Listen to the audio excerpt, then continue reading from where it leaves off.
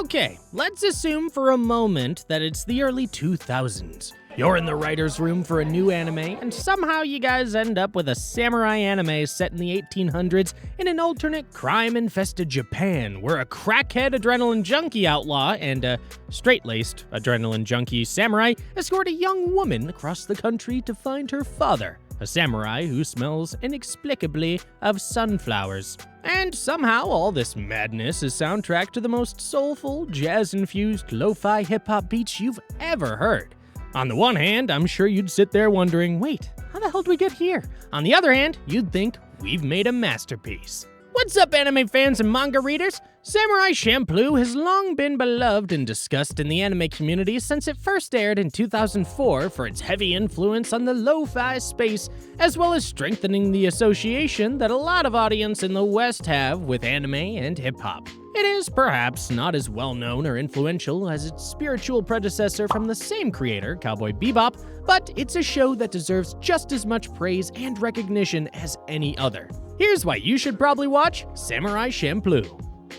The story begins in a small, unassuming town where Fu, a tea waitress, is harassed by the son of a corrupt town leader. A wandering outlaw, Mugen, arrives, and Fu pleads for his protection, which he agrees to provide in exchange for food. Meanwhile, the Ronin Jean, also new to town, kills the prefect's bodyguards after they mistreat a peasant. Mugen mistakes Jean for one of the town leader's men, leading to a fierce fight between them that ends up with the tea house burning. Both men are captured by the local authorities and sentenced to death, but Fu rescues them. The two attempt to resume their fight, but she intervenes, tossing a coin and declaring that if it lands on heads, they can continue their battle, but if it lands on tails, they must postpone it to help her find a samurai who smells of sunflowers, a man she has been searching for years. She wins the toss, and the trio embarks on a series of adventures as they tag along on Fu's quest based on a foggy childhood memory, searching for a man who may or may not even exist.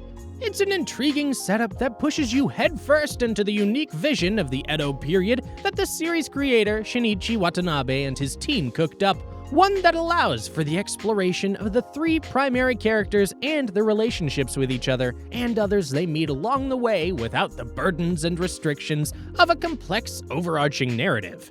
At first, the episodic experience may seem somewhat disconnected and divorced from one another, but as the series goes on, you start to realize that perhaps the journey is more important than the destination. The personal journeys of Fu, Jean, and Mugen are interlaced with vignettes from their respective pasts, giving us glimpses of who they were before they met each other and what made them that way. The loose narrative structure and comedic approach to a lot of the trio's encounters trick you into believing the show is a light watch, and there's no denying that it sometimes is, but that's all the more reason that the serious, emotional moments hit as hard as they do. Nothing prepared me for the spiritual experience I went through near the middle of the show when an episode, seemingly out of nowhere, delved into Mugen's traumatic past as a lost kid in a harsh, harsh world. The music and the visuals went above and beyond anything I'd ever experienced in an anime, and when you couple that with one of the most satisfying emotional climaxes of all time, whew, I'm pretty sure I came out of that episode a different man. Our main characters, Jean and Mugen especially, may not be the most likable people at first. Mugen is loud and rough and brash, and Jean may appear level-headed on the surface, but he's low-key a nutcase as well. Then there's Fu, the glue that holds the band together. She initially comes off as a bit whiny and incompetent, but the more time you spend with them, the more you realize that their dynamic just works.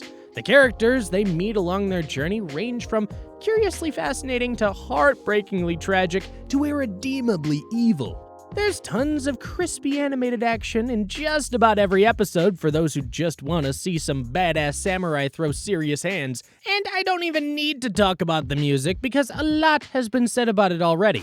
But I will anyway. From the iconic Nujabes-produced OP battle cry to the beautifully wistful Shiki no Uta that closed out every episode to everything in between. Sometimes I found my ears more entertained than my eyes, even with all the craziness happening on screen.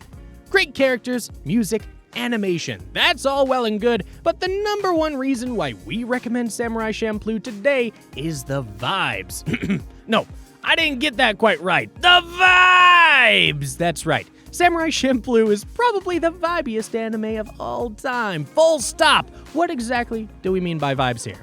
There's a certain atmosphere that permeates the entire show. It's not a thing as distinct as art style, animation, or music, but something that sums up to being greater than a sum of its parts. It's a distinct sense of identity, one that lets you know immediately that this show is exactly what it wants to be. A cultural and stylistic chimera of traditional Japanese aesthetics and hip-hop culture, and Samurai Champloo is a perfect marriage if I've ever seen one. I mean, what other anime would you find a rapping samurai and his posse of beatboxing henchmen that follow him around using their katana pommels as mics? Nowhere else but here in Samurai Champloo. Anyway, that's all we have for today, folks. Do you agree with our pick? Maybe there are some cool facts about Samurai Champloo that I left out. Let me know what you think in the comment section below. Please subscribe if you haven't already, and ring the notification bell to get regular updates on new videos. I make awesome anime and manga content like this every week, so be sure to check them out. Thanks for watching, and bye for now.